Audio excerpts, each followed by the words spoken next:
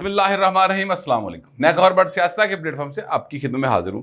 سب سے پہلے درخواست ہے چینل کو سبسکرائب کر لیں اور بیل آئیکن ضرور دبا دیں تاکہ آپ تک میرا ولاگ بر وقت پہنچ سکے۔ خبر یہ ہے کہ بس کچھ ہی دیر میں سب کچھ بدلنے والا ہے، ایک نیا دور شروع ہونے والا ہے۔ وہ نیا دور تاریک ہوگا یا سنہرا ہوگا، یہ ابھی اس کے اوپر میں اپنے خیالات کا اظہار بھی کروں گا، جو انفارمیشن ہے وہ بھی آپ کے ساتھ شیئر کروں گا، ساتھ بتاؤں گا کہ کیا ہونے والا ہے اور کیا بدلنے کے امکانات ہیں۔ لیکن اس سے پہلے میں آپ سے گزارش کروں کہ پہلا استعفیٰ جو ہے وہ آ گیا ہے، اور یہ استعفیٰ جو ہے یہ کسی اور نے نہیں دیا بلکہ ایک سینیٹر نے دیا ہے۔ قاسم رونجو ان کا نام ہے، یہ Balochistan national party Mengal group کے یہ سینیٹر تھے، اور انہوں نے ترمیم کے حق میں ووٹ دیا، اور ان کے ساتھ ان کی جو خاتون سینیٹر ہیں نسیمہ احسان، انہوں نے بھی ووٹ دیا تھا۔ ان دونوں سینیٹر سے جو اختر مینگل ہیں جو اس پارٹی کے سربراہ ہیں، انہوں نے استعفیٰ مانگا ہوا تھا، اور جو قاسم رونجو ہیں انہوں نے اپنا استعفیٰ اپنی پارٹی کو دے دی کہ ایلو پاجی اپنا استعفیٰ۔ اچھا، اب اس کے اوپر بڑا جو ہے وہ شور و غوغا مچا، اور لوگوں نے کہا لو جی پھر استعفیٰ ہو گیا، پھر بیچارے نے بھگتنا پہ گیا، حکومت نے بچایا نہیں۔ بھائی بڑی سیدھی صاف کلیئر کٹ بات ہے کہ جو بندہ اپنی پارٹی لائن سے ہٹ کر ووٹ کرے گا اس کو یہ ایک نتیجہ تو بھگتنا پڑے گا۔ آپ کو استعفیٰ دینا ہے یا پھر آپ نے ڈسکوالیفائی ہونا ہے، یہ آپ کی چوائس ہے۔ تو انہوں نے ایک عزت کا راستہ اختیار کیا، یہی تو معاملہ ہے۔ 63A کے اندر یہی تو لکھا ہے کہ اگر آپ اپنی پارٹی لائن سے ہٹ کر جائیں گے تو آپ کو ادا بھگتان جڑانا دینا پڑے گا، یعنی اس کا خمیازہ بھگتنا پڑے گا۔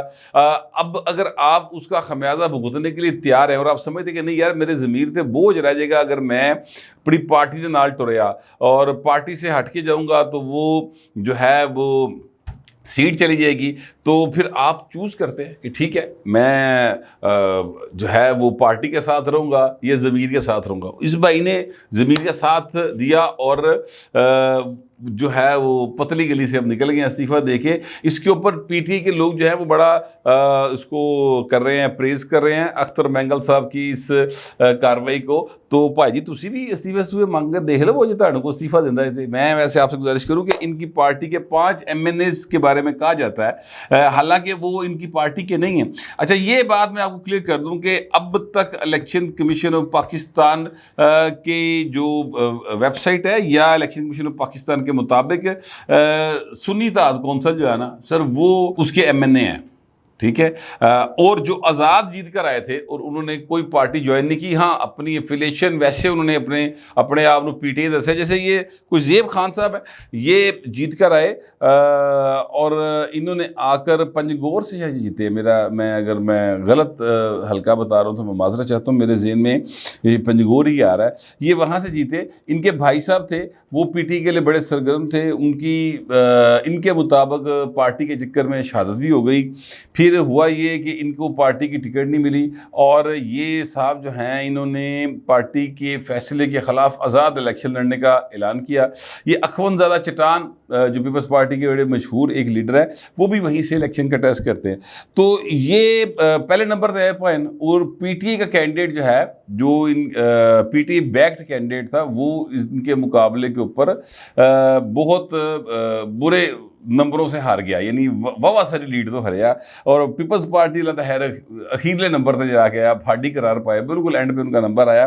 تو یہ صاحب جو ہیں یہ جیتنے کے بعد انہوں نے پی ٹی آئی کے ساتھ اپنی یا عمران خان کے ساتھ اپنی ایک کمٹمنٹ کا اظہار کیا تھا، لیکن اصولی طور پر یہ آزاد جیت کر آئے تھے، انہوں نے اپنے ووٹ لیتے ہیں، ان کو عمران خان کے ووٹ نہیں ملے تھے، یا ان کو اپنی بھائی کی شہادت کا ووٹ ملا تھا، لہٰذا انہوں نے اپنے ضمیر کے مطابق فیصلہ کیا۔ ہن لوگ انہوں نے بارے پی ٹی آئی جڑے کہہ رہے کہ لوٹے ہو گئے، بھائی لوٹے نہیں ہوئے۔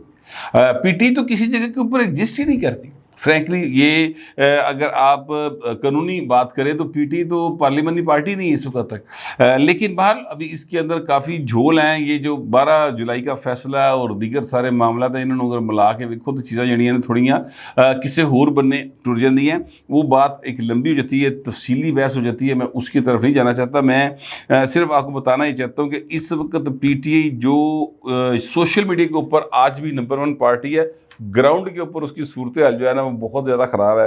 کے پی کے میں الیکشن ہوا ہے سر، اور کے پی کے ضمنی الیکشن تھا وہ، بلدیاتی انتخابات کا، اور ایک بھی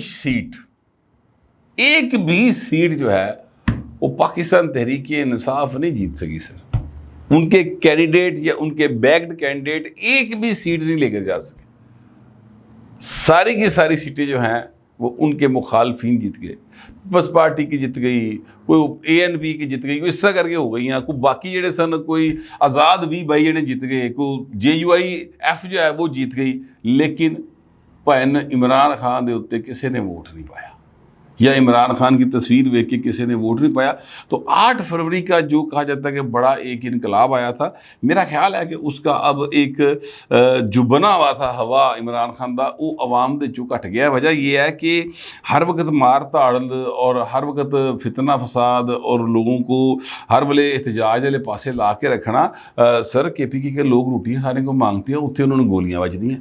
وہاں پر کرپشن جو ہے وہ، میں تو نہیں کہہ رہا 2 ان کے ریٹائرڈ یعنی نکالے کے وزیر یا استعفیٰ دیے جنہوں نے، وہ کہہ رہے ہیں کہ جناب باقاعدہ طور پہ کرپشن نہیں، عجیب و غریب داستانہ نے علی بن گنڈا پور کے حوالے سے وہ باتیں کرتے ہیں. تو لہٰذا PTI جو ہے اس کو اپنے ہوم گراؤنڈ میں ایک مشکل صورتحال کا سامنا اس وقت ہے.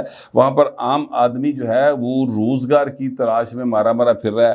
ہیلتھ ایشوز وہاں پر بہت زیادہ بنے ہوئے ہیں، اور تعلیم کا تو حال ہی کوئی نہیں گا.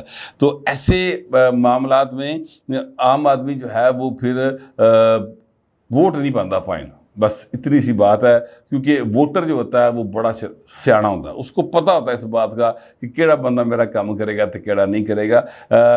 اس نے ایک دفعہ جذباتی ہو کے فیصلہ کر لیا، اگے ہوں من لگتا ہے کہ PTI کا بولو رامی ہے. اب میں آپ کو اصل خبر کی طرف آنے لگا ہوں. اس وقت پورے پاکستان کی نظریں ایک ایسے فیصلے کے اوپر ہیں جو ایک کمیٹی بیٹھے گی، 12 رکنی کمیٹی ہے پارلیمانی. اس کمیٹی میں 3 ارکان PTI کے ہیں جنہوں نے انکار کر دیے جانے سے. اب تک کی اطلاع کے مطابق ایسی نہیں جانا اس کمیٹی کے اجلاس میں. وہ کمیٹی جو ہے انہوں نے سینئر موسٹ ججز جو 3 ہیں سپریم کورٹ آف پاکستان کے، جسٹس منصور علی شاہ صاحب، جسٹس منیب اختر صاحب اور جسٹس یحییٰ فریدی صاحب، ان تینوں میں سے کسی ایک کو چیف جسٹس سپریم کورٹ بنانے کے لیے فائنل کرنا ہے. جو 3 ارکان تھے انہوں نے کہا کہ اسی نہیں جانا، کیونکہ سیاسی کمیٹی نے کہا جی بائیکٹ کر دو، تو انہوں نے اس کا بائیکٹ کر دیا. ویسے یہ ایک جاہلانہ فیصلہ ہے. میرا آج ایک ایسی شخصیت کے ساتھ اس پر بات ہوئی جو PTI کا حصہ رہی ہے، تو میں نے کہا کہ یار یہ آپ کی پارٹی جو ہے سابقہ پارٹی چلو ایک کی کر دی پھر دی ہے، کیوں دوڑ لا دیں پڑھ کے اور الیکشن کا اس پروسیس کا حصہ نہیں بنتی، جو کہ جس میں یہ اپنی بہت انپٹ دے سکتے ہیں. اور تو چنگا رفڑ پا سکتے ہیں کھلو کے، کیوں کرتے ہیں ایسے؟ وہ بائیکٹ کر کے آئے ہیں، وہاں پر واک آؤٹ کرے، اتنے رولا پان، اتنے باہر نکل گئے ہم نہیں مانتے ظلم کے ضابطے جو بھی کرے، لیکن ایک جان تو انکار کر دے. تو سر ہم دونوں کے درمیان جس بات کے اوپر کنسنسس ہوا وہ 2 باتیں تھیں. ایک بات یہ کہ پائے نے لے پرلے پاسے، ٹھیک ہے، یہ بالکل جو ہے نا راستہ دیتے ہیں کہ جاؤ کھلا راج ہے، ٹھیک ہے، لنگ جو اسی تا ڈیلی تک آگے تو سارا آواز نہ مارنا.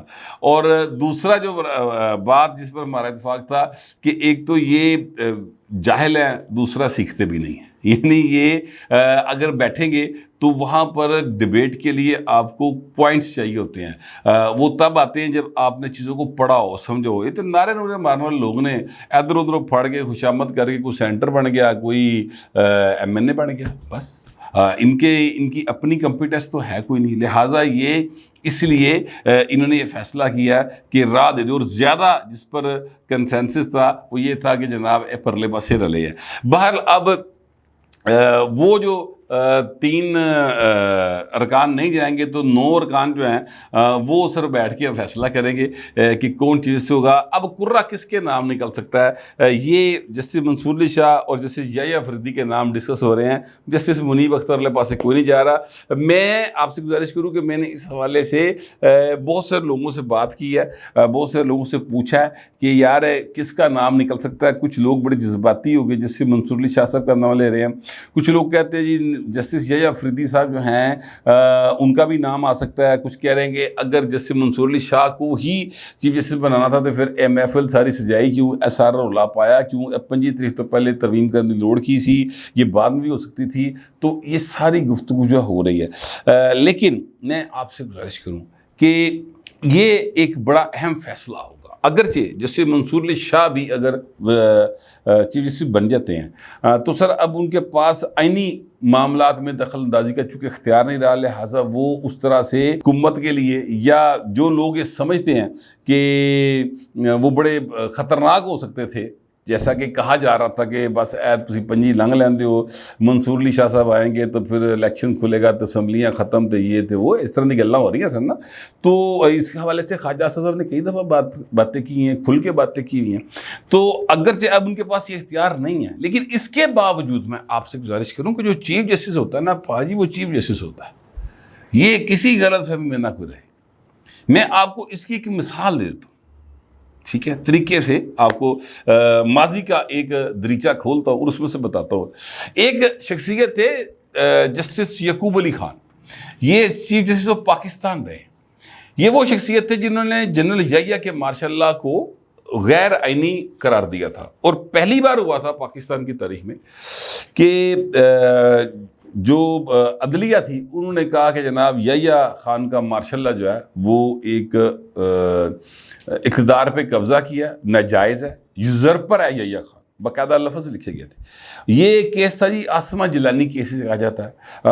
آسمہ جہانگیر صاحبہ کو اس کی شادی نہیں ہوئی تھی تو ان کے والد صاحب تھے ملک غلام جیلانی، اللہ دونوں کو غریق رحمت کرے، اور انہوں نے اپنی بیٹی کے نام سے یہ کیس کیا تھا، آسمہ جیلانی کیس سے کہا جاتا ہے، ٹھیک ہے۔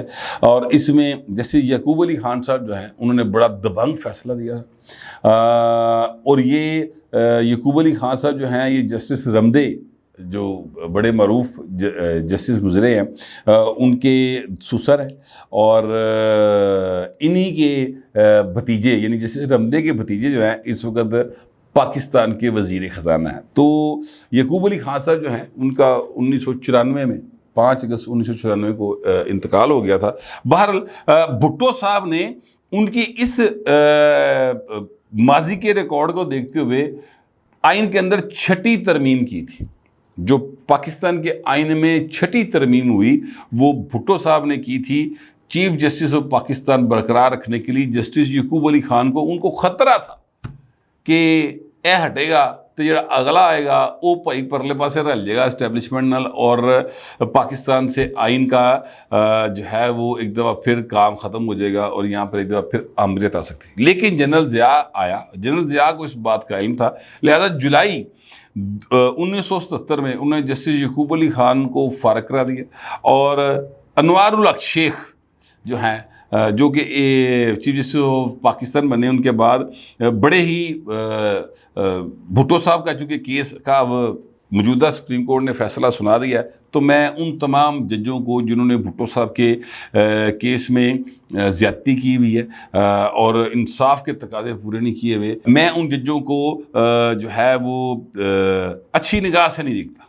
یوں کہہ لیں، ٹھیک ہے، یا کوئی بھی اچھی نگاہ سے نہیں دیکھے گا۔ ظاہر ہے وہ جج صاحبان جو ہیں جنہوں نے انصاف کا قتل کیا، انصاف کا خون کیا، اور اس ملک کے اندر سے آئین بنانے والے کو پھانسی پر لٹکا دیا، سر وہ جج صاحبان جو ہیں ان کو اس کا حساب کتاب دینا چاہیے، دینا پڑے گا۔ تاریخ کی نگاہوں میں تو دے رہے ہیں، لیکن ریکارڈ سٹریٹ رکھنے کے لیے یا علامتی طور پہ چلے کم از کم یہ کہہ لیں ان کو اس کا خمیازہ بھگتنا چاہیے تھا۔ جس طرح انگلینڈ کے اندر جنرل کرومویل کو سزا دی گئی تھی علامتی طور پر، اس طرح سے کم از کم ضرور ہونا چاہیے تھا، لیکن باہر ایسا نہیں ہو سکا۔ چلو اگلا جج آگے کو کر لے گا، کیونکہ انصاف کے تقاضے تو بہرحال پورے ہونے چاہیے۔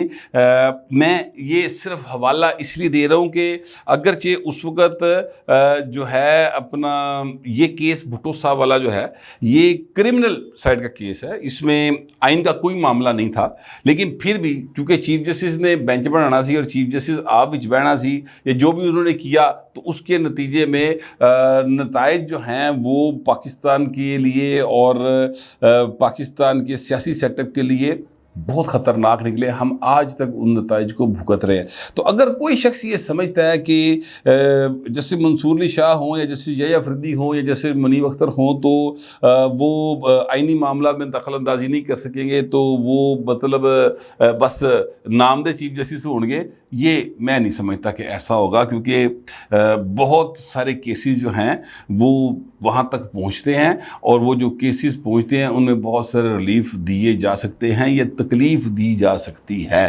تو یہ ایک معاملہ تو بہرحال ہے۔ بہرحال اب کہا یہ جا رہا ہے کہ جناب منصور علی شاہ صاحب کے حق میں زیادہ باتیں آ رہی ہیں کہ وہ چیف جسٹس ہو سکتے ہیں، اور یہ بھی کہا جا رہا ہے کہ جناب یحییٰ افریدی ہو سکتے ہیں۔ جسٹس منیب کا کوئی بھی نام نہیں لے رہا، مگر میں آپ سے گزارش کروں کہ اب سے کچھ دیر بعد جو بھی فیصلہ ہوگا وہ اس سے ایک نئی جو پاکستان کے اندر عدالتی تاریخ کا آغاز ہوگا۔ اس میں 184(3) کے تحت ان کے پاس اختیارات تو نہیں ہوں گے، لیکن پھر بھی بہت کچھ کیا جا سکتا ہے اگر انسان کسی پوزیشن پر بیٹھا ہو اور وہ کرنا چاہ رہے ہوئے تھے۔ یہ الگ بات ہے کہ وہ کیا کرنا چاہ رہے ہیں، ٹھیک ہے۔ تو اب سے کچھ دیر بعد ایک بڑا فیصلہ ہونے والا ہے، اور اس بڑے فیصلے کے نتیجے میں پاکستان کے اندر بڑی تبدیلیاں رونما ہو سکتی ہیں۔ یعنی جو لوگ یہ سمجھ رہے تھے کہ 25 اکتوبر کے بعد منصور علی شاہ صاحب آئیں گے تو جناب الیکشن فارغ ہو جائے گا، تو پھر نواں الیکشن ہوئے گا اور عمران خان باہر آ جائے گا، ان کی امیدوں پہ پانی پھر سکتا ہے۔ اور یہ بھی ہو سکتا ہے کہ بے شک الیکشن فارغ نہ ہو، کیونکہ آئینی معاملہ تو ان کے کنٹرول میں نہیں رہے، لیکن پھر بھی بہت سارے کیسز ایسے ضرور ہیں جن میں عمران خان کو ریلیف یا تکلیف دی جا سکتی ہے۔ اب تک کے جو حالات تھے اور جو میری معلومات تھی وہ میں نے آپ کے ساتھ شیئر کی ہے۔ آپ دوستوں سے درخواست ہے کمنٹ ضرور کیجیے گا، مگر ذرا تہذیب کے ساتھ۔ فی الوقت اتنے، ملتے ہیں اگلے ویلاگ۔